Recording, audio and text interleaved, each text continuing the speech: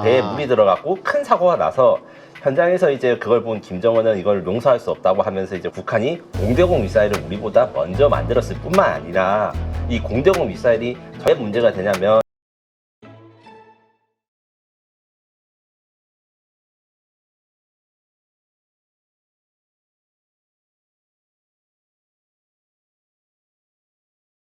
네, 오늘 모신 분은 에비에이션 위크 한국 특파원이시죠? 김민석 특파원 모셨습니다. 안녕하세요. 안녕하세요. 자, 오늘 속보로 지금 막 나오는 뉴스 보니까 그 북한에서 그 구축함 진수식이 있었나 봐요. 거기 김정은이 직접 참석을 했는데 경로했다. 이건 뭐 있을 수 없는 일이다. 범죄 행위다. 이런 뭐 화를 냈다고 이게 또 방송에서 관영 방송에서 또 발표한 거 보니까 이거 뭔가 뭐 되게 궁금해요. 네, 일단 북한은 얼마 전 지난 25일 그러니까 4월 25일에 최현호라고 하는 구축함을 이제 남포에서 건조를 했는데 이 똑같은 구축함을 청진해서 건조해서 진수식을 앞두고 있었습니다. 그런데 김정은이 참석한 진수식에서 이게 사고가 났고 이게 김정은이 경로했다는 게 그 북한 측이 발표한 내용인데 진수라는 것은 그 말 그대로 배를 물에 띄운다는 것입니다. 네. 배를 물에 띄우기 전에는 지상에서 만들다가 이거 물에 채워 넣거나 혹은 배를 물에 밀어 넣는 게 있는데 이 밀어 넣는 과정에서 뭔가 실수가 있어가지고 선수와 선미가 같이 들어가야 되는데 선미가 먼저 들어가고 그 과정에서 배의 핵심 부분이라 할 수 있는 용골과 바닥이 있는 바닥 부분에 파손이 나서 구멍이 났답니다. 그래서 배에 물이 들어갔고 큰 사고가 나서 현장에서 이제 그걸 본 김정은은 이걸 용서할 수 없다고 하면서 이제 관영 매체도 했는데 지금 현재 정확한 피해 사실에 대한 공지나 이런 것은 당연히 북한이 공개하지 않겠지만 최근에는 그 위성이 굉장히 발달되어 있습니다. 아주 발달한 이 위성들이 이제 민간 시장에서 많이 나오기 때문에 아마 며칠만 기다리시면 그 배가 어떤 상태인지 혹은 이제 뭐 구조를 할 수 있는지 이런 것도 알 수 있겠지만 제가 보기에는 안 그래도 이제 북한의 조선 기술력이 좀 뭔가 좀 얕잡아 보고 있었는데 원래 최현호가 등장하고서 좀 되게 깜짝 놀랐거든요. 마치 한국의 이지스함 같은 이런 외형을 가지고 있어서 그래서 북한이 우리가 모르는 이런 능력을 가지고 있나 했던 차에 이런 사고가 났기 때문에 우리가 냉정하게 북한의 기술력이라든가 아니면 어떤 게 좋고 어떻게 나쁜 건지 이런 파악하는 계기가 될 것 같습니다. 네.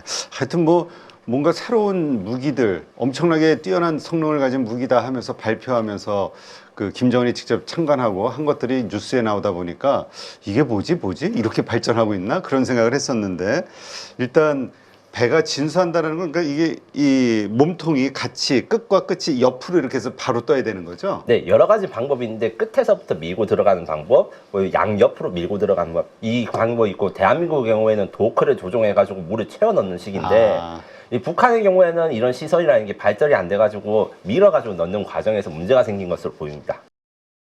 네, 알겠습니다. 어떤 결과가 나왔는지 한번 좀 저 위성 사진 한번 좀 기다려 봐야겠네요. 네. 근데 조금 전에 이제 북한의 최현함 말씀을 하셨는데 그게 한국의 이지스함하고 너무나 외관이 좀 비슷하다. 그래서 이것도 뭐 이지스함 아니냐 뭐 여러 가지 논란이 좀 있었는데 어떻습니까? 왜 이렇게 비슷하게 생긴 그런 게는 뭐 뭔가 성능이 들어가 있으니까 그런 거 아닌가요? 네. 일단 이제 위협적인 부분 그 다음에 북한이 이제 부족한 부분 이거를 나눠서 설명을 드리자면 북한이 이번 최현함이 위협적인 것은 사실입니다. 왜 위협적이냐면 북한 최현함 목적은 기본적으로 전술핵 투발 수단으로 만들어진 전투함이기 때문입니다. 보기에 보기에 한국의 이지스 구축함과 비슷한 요소들이 매우 많은데 일단 이제 상부 구조물 같은 게 각이 진다거나 혹은 이제 발달된 레이더라고 할 수 있는 위상 배열 레이더 같은 게 사면으로 배치되어 있거나 함포가 원래 북한은 57mm, 뭐 76mm였는데 127mm 우리 해군의 이지스함과 똑같은 규격의 함포를 설치하거나 그리고 VLS라고 현대 함정에는 항상 미사일을 만들었을 때 발사대에다가 얹어서 쓰는 것도 있지만 대부분은 이제 수직으로 봐서 함교 밑에다 놨습니다. 이러면 공격에도 안전하고 많은 미사일을 집어넣을 수 있는데 최현함의 특징 같은 경우에는 미사일이 굉장히 많아요. 어느 정도 많냐면 최소 72발에서 90발 가까운 미사일이 탑재되어 있는데 이게 얼마나 많은지라 이야기를 하자면 최현함의 무게를 북한 측이 설명하기에 5,000톤의 배수량이라고 표현합니다. 이것과 비슷한 것이 그 우리나라 해군의 그 우리나라 해군 충무공 이순신급 구축함과 비슷한데 그 충무공 이순신급 구축함도 미사일이 많다고 해가지고 50여 발 가지고 있거든요. 네. 근데 미국은 같은 크기의 30발 이하로 그 무장을 집어넣습니다. 왜냐하면 무장을 꽉꽉 채워넣는다 해서 무조건 좋은 게 아니고 사람이 활동한 공간, 그 다음에 연료를 채워넣을 공간, 기타 장비들을 넣어야 되는데 북한을 채워넣으면 핵심적으로 그 KN-23이라고 하는 북한의 탄도미사일을 배에서 쏴서 이제 전술핵 공격을 하기 위한 수단으로 만들었기 때문에 이 미사일이 대형 VLS 그 다음에 배가 크고 아무래도 눈에 띄니까 이걸 방어하기 위한 대공 미사일들, 잠수함 공격 미사일들 이런 걸로 채워넣다 보니까 우리 이지스함과 비슷해지고 우리 이지스함과 다른 거는 우리 배라면 절대 설계하지 않은 과무장을 했다. 이것은 북한이 작은 돈으로 어떻게든 이 효과를 내기 위해서 만들기 때문에 그런 것입니다. 그럼에도 불구하고 최연함의 가격은 북한이 만든 그 어떤 무기보다 더 비쌀 것으로 예상되는데 이걸 만든 이유는 간단합니다.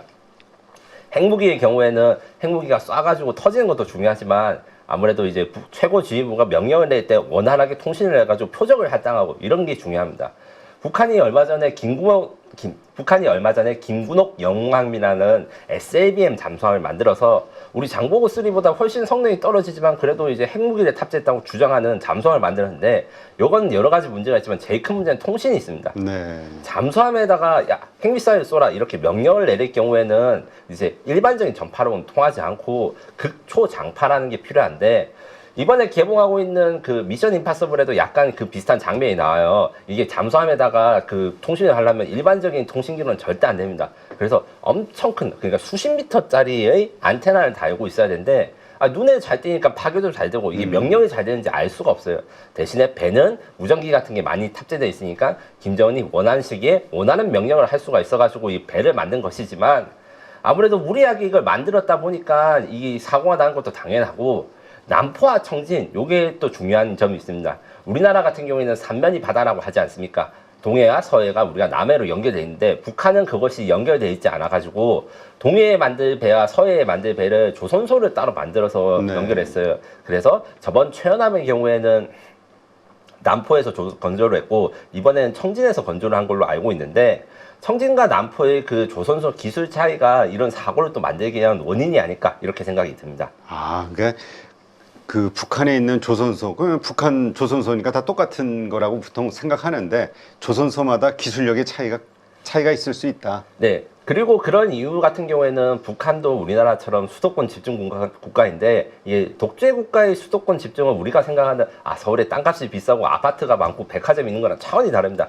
계급과 그 다음에 할 수 있는 것 자체가 다르기 때문에 평양과 가까운 남포의 조선소 수준과 평양과 먼 청진의 조선소 수준이 다를 수 있는 것이죠. 네.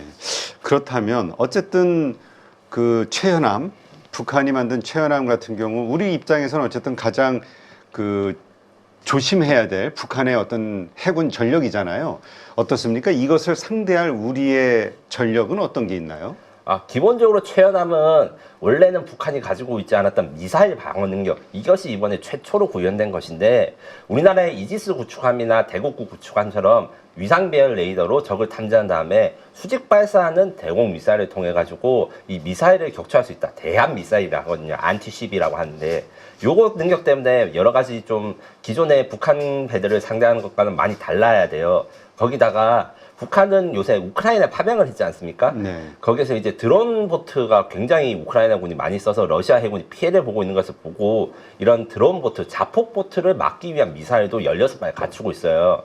여기에 대해서 여러 가지 대책이 있을 수 있고 현재 현존하는 전력으로는 초음속 대한 미사일, 아직 기밀 장비라고 해가지고 발사 장면만 잠깐 공개되었는데 기본적인 대한 미사일이라는 거는 비행기랑 동일합니다. 왜냐하면 제트 엔진을 가지고 있어가지고 속도가 900km, 700km 이렇게 되기 때문에 아주 낮게 날아서 레이더 탐지는 피할 수 있지만 느리거든요. 근데 초음속 대한 미사일의 경우에는 막 2에서 3, 그러니까 2, 3,000km 시속 이 정도의 빠른 속도를 가지고 있기 때문에 이 적의 공격을 뚫을 수 있고 또 하나 제가 주목하고 있는 것은 이 드론보트라는 자폭 드론보트 기술도 점점 발전하고 있어서 얼마 전에 LIG 넥슨에서 공개한 자료에 따르면 이 자폭 보트에 스스로 공격 무기를 넣어서 공격 무장을 공격해서 무력화시킨 다음에 들어가서 자폭하는 이런 것들도 우리나라에서 만들고 있기 때문에 이런 걸로 충분히 대응이 가능하다 이렇게 말씀드릴 수 있습니다. 네, 그렇군요. 하여튼 북한이 여러 가지 형태의 무기를 요새 최신식 무기를 공개를 하는데 얼마 전에는 조기 경보기도 공개했잖아요. 네, 맞습니다. 근데 조기 경보기 같은 건 우리는 미국 자산을 활용하고 있지 않나요? 이게 엄청난 것 같은데 이 실체는 어떤 겁니까? 성능이라든가. 얼마 전 김정은이 또 다른 신무기에 참가한 것 중에 말씀하신 조기 경보기라는 게 있습니다. 조기 경보기라는 건 에어본 얼리 에어크래프트라고 해가지고 저 멀리 있는 적이 우리나라 영공을 침범하는 것을 다른 비행기나 레이더보다 멀리서 파악할 수 있다. 이런 종류의 비행기인데 지난 2024년 8월부터 위성 영상에서는 이렇게 만들고 있는 게 식별이 됐으나 최초로 공개되고 이제 비행하고 참가한 거는 얼마 전의 일이었어요. 조기 경보기 같은 경우에는 대한민국도 아직 만들지 못했어요. 운용은 하고 있습니다. 4대의 E737 피스아이라는 것이 있는데 이게 미국 보유사에서 만든 거고 전량 수입한 것입니다. 네. 그런데 북한은 수입이 아니라 자체 제작을 했다는 것에서 굉장히 사람들이 놀랬고 특히 이제 내부 공간이란다 구조를 보면 이제 인도의 A-52I 조기 경보기 혹은 러시아의 A-50 메인스테이 뭐 이런 조기 경보기랑 외형은 비슷한데 내부 구조가 달랐어요. 그 말인즉슨 부품 단위에서는 아마 밀수라든가 수입을 하겠지만 상당한 설계라든가 제작에는 북한 기술이 들어갔다. 이것 때문에 우리나라에서 굉장히 좀 놀랐는데 다만 이것도 문제가 있어요. 어떤 문제가 있느냐? 조기 경보기라는 거는 영화에서 보면 적기들이 수백 개 내려올 때 지상에서 우리나라 전투기들한테 너는 왼쪽으로 가서 이 비행기를 요격하세요. 뭐 이렇게 명령을 내리고 이런 관제사가 탑니다. 이런 관제사가 이제 명령을 내리기 위해서 이제 한 줄로 서야 되는데 북한 김정은이 이제 북한이 공개한 조기 경보기의 경우에는 이거보다는 약간 군대에서 하는 브리핑, 지휘관한테 지금 상황을 설명하는 이런 대형 스크린이라든가 아니면 김정은이 앉을 만한 의자 같은 걸 특별히 설치했어요. 이게 다른 나라에는 없는 기능인데 결국에는 김정은 자체가 자신의 목숨과 생명이 제일 중요하고 불안하니까 하늘의 지휘소를 만들어서 왜 지금 한국의 공군기가 막 전쟁을 할 때 어떻게 평양 상고를 오고 있는지 이런 걸 명령을 드는 거를 하늘에서 듣고 싶어서 만든 것이 아닌가 이렇게 말씀드릴 수 있고 기술력 같은 경우에는 사실 세부적으로 알려지지 않았기 때문에 더 파악이 필요하지만 북한은 이미 그 위상 배열 레이더라는 기술을 이제 지상에서는 다 구현을 했고 1990년대엔 이런 일이 있었어요. 이라크가 굉장히 이라크가 이란 이라크 전쟁 이후 그다음에 그 걸프전 이전 1990년대 초반에 조기 경보기를 만들려고 해서 성공을 했거든요. 이게 딴 게 아니라 이 조기 경보기 한 건 핵심은 레이더인데 레이더 같은 경우에는 매우 커야 멀리서 볼 수 있을 거 아니겠습니까? 그러면 비행기를 크게 만들면 큰 레이더로 들어간다. 이런 단순한 원리를 사용해서 이제 좀 구현했기 때문에 한국보다 북한이 이것을 먼저 구현한 것에 대해서는 이게 좀 놀랄만 하지만 그래도 역시 그렇게까지 뭐 위협적인 것은 아니다. 김정은이 자신이 목숨이 위험받고 자신의 공중 공격을 막기 위해서 이런 것을 만든 것이 아닌가 이런 생각이 듭니다. 네, 그렇군요. 근데 이게 목숨이 더 보호가 될까요? 하늘에 떠 있으면 미사일이라든가 여러 가지 전투기라든가 더 공격이 집중될 것 같은데 도망갈 데도 없고. 대신에 지휘를 하기에는 사실 북한이 김정은 우리 현무 시리즈 이야기를 한번 한 적이 있지 않습니까? 그때는 지하에서 벙커에서 지시를 한다는데 지하 벙커에서 지시를 내릴 때는 정확하게 작전 지휘가 되지 않습니다. 제 생각에는 김정은이 자신은 나름대로 뭐 전술을 신이다 뭐 이렇게 북한이 말한 걸 하도 자기한테 막 지휘를 잘한다고 생각하니까 전쟁이 났을 때 공중 작전을 자신이 지휘하기 위한 그런 비행기를 만들어야 될 필요성을 느꼈던 것 같습니다. 네, 그렇군요. 자, 지금 중거리 미사일도 북한이 공개했죠. 우리도 미사일 하면은 참 한가닥 하는 나라인데 북한도 만만치 않은가 봐요. 이게 다소 이제 충격적인 대비가 있었습니다. 5월 17일 김정은 국무위원장이 공군기지를 방문했는데 기존의 공군기지 방문은 뭐 시뮬레이터라든가 지상시험 뭐 아니면 이제 고개비행 정도만 보여줬다가 지상에서는 북한의 신형 무기 3종을 공개하고 공중에서는 북한의 제일 최신의 전투기인 미그-29 전투기가 자신의 북한 신형 공대공 미사일을 사용해가지고 요격 실험을 보였어요. 이게 문제가 되는 이유가 이 요격하는 대상이 2가지였는데 첫 번째는 대한미사일, 그 다음에 두 번째는 드론이었습니다. 이 많은 건 무슨 말이냐? 북한이 공대공 미사일을 우리보다 먼저 만들었을 뿐만 아니라 이 공대공 미사일이 전투기는 사실 크니까 포착을 하기 쉬운 거 아니겠습니까? 그런데 그보다 훨씬 작은 대한미사일 혹은 드론 같은 것도 요격할 정도로 정밀하다는 것을 우리나라한테 보여준 거고 개인적으로는 저는 이제 5월 17일 쇼크라고 부르고 싶을 정도로 좀 크게 문제가 되는데 왜 문제가 되냐면 우리나라 대한민국도 미사일 강국이지만 공대공 미사일은 아직 만들고 있어요. 제가 이제 단독 취재한 단거리 공대공 미사일 같은 경우에는 2032년 중거리 공대공 미사일, 그러니까 한국판 미티어도 2035년 이렇게 멀리 거리는데 북한이 어느 순간 그걸 딱 들고 등장한 거예요. 우리나라 같은 경우에는 사실 공대공 미사일이나 이런 거 만들 기술은 충분히 있으나 문제는 공대공 미사일의 경우 전투기랑 통합하는 게 힘듭니다. 네. 통합이라는 것은 전투기 레이더가 적을 포착하고 명령을 내리고 이런 데 대해서 데이터를 교환하고 하는 게 우리나라 전투기가 아니면 미국제 전투기가 하는 건 굉장히 어렵고, 우리나라도 이 레이더에다가 미사일을 연동해가지고 이게 적을 포착해서 여기로 미사일이 가라 이 명령을 내리는 것 자체가 시간이 굉장히 오래 걸린 건데 우리가 먼저 했고, 그래서 제가 찾아보니까 이미 2025년 제가 찾아보니까 이미 2021년 10월에 북한이 미사일을 공개를 했어요. 그리고 지금 보도가 저만 이제 단독 보도한 것 중에 뭐냐면 지상에서 보이는 지상판 북한판 암람, 그 다음에 실제로 발사한 북한판 암람, 이게 버전이 다릅니다. 네. 이 말은 즉슨 무슨 말이냐? 북한은 이미 2021년부터 이런 우리보다 먼저, 그러니까 한 5년 이상 빠르게 이 중거리 미사일을 만들었는데다가 한 번 만들고 시험 발사도 성공하고 개량형을 만들고 있는 중인 겁니다. 우리보다 한 2발짝 앞서 있는 건데, 물론 이게 북한 다 자체 기술로 할 리는 없고, 다만 이제 일부에서 이야기한 대로 러시아 기술이 들어갔다, 요건 조금 무리가 있어요. 왜냐하면 2021년 10월 달에는 러시아랑 북한 관계가 그렇게까지 좋지 않았거든요. 네. 우크라이나 전쟁이 터지고 나서 좋아진 거지. 그래서 아마 중국산 기술이나 이런 것들이 좀 들어갔대 어느 정도 지원을 했는지 모르겠지만, 뭐 이게 나왔다 해가지고 우리나라 F-15, F-35가 벌벌 떨어야 된다, 이것은 절대 아니지만 기존보다 어려워진 것은 사실이다. 이렇게 냉정히 바라봐야 됩니다. 네, 그렇군요. 진짜 이번에 그 미티어 미사일 관련해서, 그 다음에 그 인도, 파키스탄 전쟁 관련해서 이 공대공 미사일에 대한 관심이 커졌는데, 우리가 의외로 이 공대공에서 상당히 좀 낙후돼 있다, 이런 이야기들이 나오면서 좀 충격을 받긴 했었거든요. 우리는 미사일 강국인 줄 알았는데 이게 다 뭐 지대지 쪽이었나 봐요. 네, 맞습니다. 지대지랑 함대지, 그러니까 배와 땅에서 쏘는 것은 만들기가 굉장히 쉬운데 전투기라는 게 굉장히 복잡하다 보니까 우리가 남의 전투기를 사와가지고 우리 전투기를 결합한 기술이 다 고난이도의 기술이고 사실상 불가능했습니다. 네. 그래도 다행히 우리 KF-21이 지금 정상적으로 진행되고 곧 이제 양산도 시작될 거라서 요 KF-21이 실용화되면 많은 국산 무장들이 선을 보일 것인데, 이게 완성되기 전에는 우리가 우리 국산 무장을 테스트하기 좀 어려운 부분이 있는 것이죠. 네. 아니 근데 북한은 어떻게 했어요? 거기는 아예 비행기도 없지 않나요?